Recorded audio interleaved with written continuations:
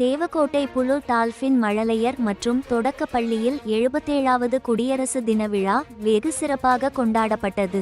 இதில் பள்ளியின் தாளாளர் திலகவதியார் லயன் ஆர் மங்கையர்கரசி கொடியை ஏற்றி சிறப்பித்தார் மற்றும் மழலை செல்வங்கள் குடியரசு தின விழாவை பற்றியும் தலைவர்களை பற்றியும் உரையாற்றி சிறப்பித்தனர். மற்றும் பள்ளியின் நிறுவனர் லயன் டாக்டர் என் ராஜன், செயலாளர் லயன் ஆர் நிட்டில் கலந்து கொண்டு உரையாற்றிய மாணாக்கர்களுக்கு பரிசுகள் வழங்கி சிறப்பித்தார்கள். மேலும் பெற்றோர்களும் பழைய மாணாக்கர்களும் கலந்து கொண்டனர். அனைவருக்கும் இனிப்புகள் வழங்கி சிறப்பிக்கப்பட்டது. மொழியாகிய எம் தாய்மொழியாம் தமிழ் மொழியை வணங்கி என் உரையை தொடங்குகின்றேன். மன்னராட்சிக்கு முற்றுப்புள்ளி வைத்த தினம், ஆனந்தமான மக்களாட்சி மணந்த தினம், அடிமை விலங்கை உடைத்த தினம், அண்ணல் அம்பேத்கர் சட்டம் வகுத்த தினம், நம் பாரதம் குடியரசாக மாறிய தினம்.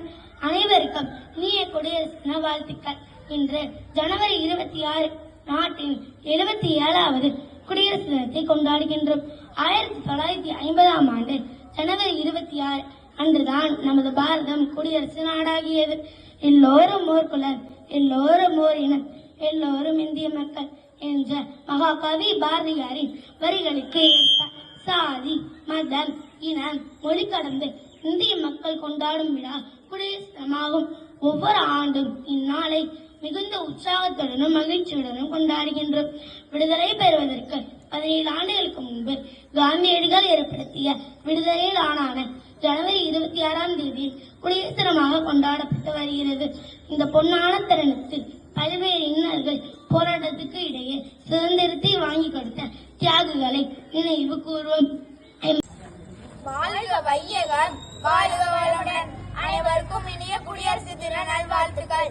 வளர்ந்து கொண்டிருக்கும், வல்லரசாகி கொண்டிருக்கும் இந்தியாவின் வளர்ச்சி பற்றி பேசவிருக்கிறோம். விண்வெளித்துறை சந்திராயனை நிலவிற்கு அனுப்பி வெற்றி கண்டு உலகையே வியப்பில் ஆழ்த்திய நாடு இஸ்ரோ. இந்தியாவின் முதன்மையான விண்வெளி மையம். இந்தியாவின் 2வது ஏவுகணை தளம் நம் தமிழ்நாட்டில் குலசேகரப்பட்டினத்தில் அமைக்கப்பட்டு வருகிறது. அதற்கு அருகிலே விண்வெளி பூங்கா மற்றும் தொழில் பூங்கா அமைய போகிறது என்பதை பெருமையுடன் கூறிக்கொள்கிறேன். விண்கலங்களை உருவாக்கியதன் மூலம் பூமியில் வாழ்கின்ற நாம் இந்த பூமியை விட்டு விண்வெளியில் வசிக்கும் அளவிற்கு அறிவியல் வளர்ச்சி இந்தியா உலக அளவில் யாரும் எட்ட முடியாத வளர்ச்சியை பெற்றுள்ளது. ராணுவத்துறை சுதந்திரம் பெற்று இத்தனை ஆண்டுகளில் தற்போது அணு ஆயுத அரங்கில் தன்னை நிலைநிறுத்திக் கொண்ட பெருமிதம், ராணுவ பலத்தை உயர்த்தி கொண்ட பெருமை. அணு ஆயுதங்களை 1000 கோடிக்கு அயல்நாட்டிடம் வாங்கி கொண்டிருந்த நாம் தற்போது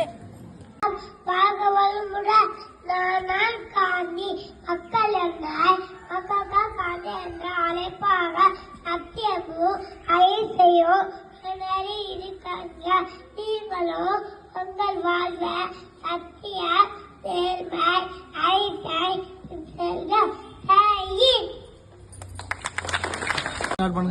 வாழ்க வையகம், வாழ்க வளமுடன். நான்டா இந்தியாவின் இரும்பு பெண்மணி இந்திரா காந்தி.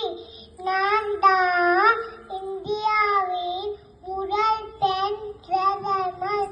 நமது தேசத்தின் மீது எனக்கு மிகுந்த பற்று உண்டு.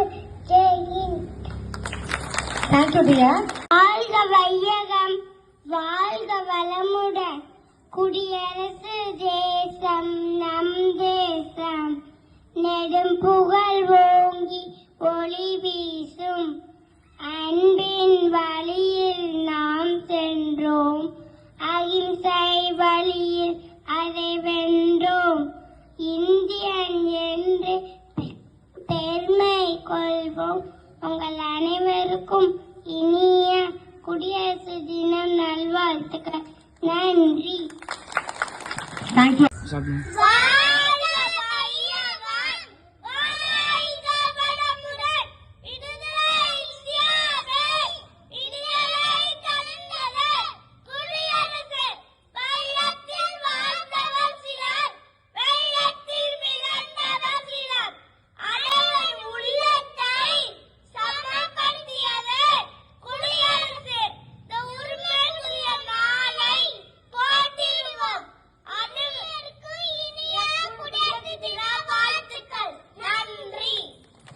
Thank you, tickets, for வாழ்க வையகம், வாழ்க வளமுடன்.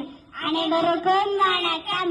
அகிம்சை வளர்ந்த நாடு, ஆன்மீகம் வளர்ந்த நாடு, இயற்கை செழித்த நாடு, ஈகை நிறைந்த நாடு, உலகம் போற்றிய நாடு, ஊக்கம் உடைய நாடு, எழுச்சி மிகுந்த நாடு, ஏற்றம் கண்ட நாடு, ஐந்தனை வகுத்த நாடு, ஒற்றுமை விளங்கிய நாடு, ஏழைகளை மறித்தவர், எளிமையுடன் வாழ்ந்தவர், இந்தியாவின் தந்தை யாரு? இந்தியாவின் சுதந்திரத்தை வாங்கி நமக்கு தந்தவர், இந்தியாவின் தந்தையார் நம் இதயம் காந்தியார், இந்தியாவின் தந்தை யார்? தேசிய கவி சுப்பிரமணிய பாரதியார் அவர்களை பற்றி பேச வந்துள்ளேன். இவர் திருநெல்வேலி மாவட்டத்தில் உள்ள எட்டயபுரத்தில் பிறந்தார். சின்னசாமி ஐயருக்கும் இலக்குமி அம்மையாருக்கும் மகனாய் பிறந்தார். இவர் 11/12/1882 அன்று பிறந்தார். இவர் இளமையிலே கவி பாடும் திறம் பெற்று விளங்கியமையால் பாரதி கலைமகள் என போற்றப்பட்டார். இவர் சிறிது காலம் மதுரை சேதுபதி உயர்நிலைப் பள்ளியில் தமிழ் ஆசிரியராய் பணியாற்றினார். பின்